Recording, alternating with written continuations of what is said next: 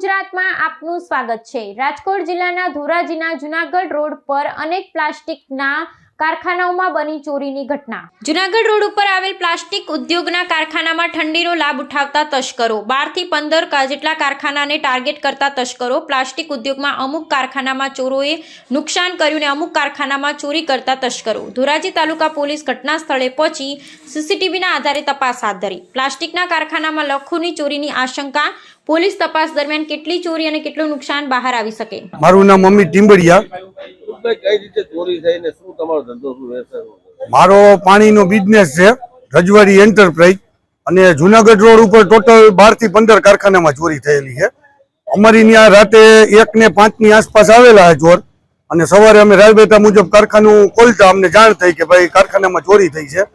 પછી અમે અંદર જઈને કઈ જોયું નથી કે ભાઈ શું શું ગયું છે। અંદાજિત અમારા કારખાનામાં 12 થી 20,000 રૂપિયાની અંદાજ છે અમને કે એટલા રૂપિયા હતા અમારી પાસે। એટલે હવે કેટલા ગયા શું ગયું અને ભાંગતોડ થઈ છે। શટર તોડી નાખ્યું છે, કાચ તોડી નાખ્યા અને બાજુમાં નિલેશ પોલીમર છે ત્યાં પણ ઓફિસની અંદર ભાંગતોડ કરેલી છે। હા, અમારી પાસે 2 કારખાનામાં સીસી ફૂટેજ છે, બીજામાં જ્યાં થઈ છે ત્યાં પણ છે।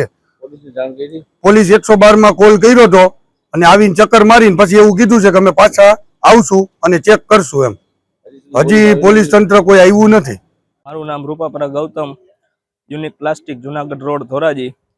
કાલ રાત્રે જુનાગઢ રોડ ઉપર 12 થી 13 કારખાનામાં ચોરી થયેલ છે અને ઘણા કારખાનામાં રોકડ રકમ અને ઘણા કારખાનેથી માલનું નુકસાન કરેલું છે અને એના સીસીટીવી ફૂટેજ અમારી પાસે છે અને પોલીસને જાણ કરતા તેને તપાસ હાથ ધરી છે। તેથી જલ્દીથી જલ્દી ચોરોની ધરપકડ થાય તેવી પોલીસને વિનંતી। तो व्हाट्सएप, ट्विटर, फेसबुक, इंस्टा जहाँ भी आपका अकाउंट है इसे शेयर बटन के द्वारा वहाँ पर शेयर करें।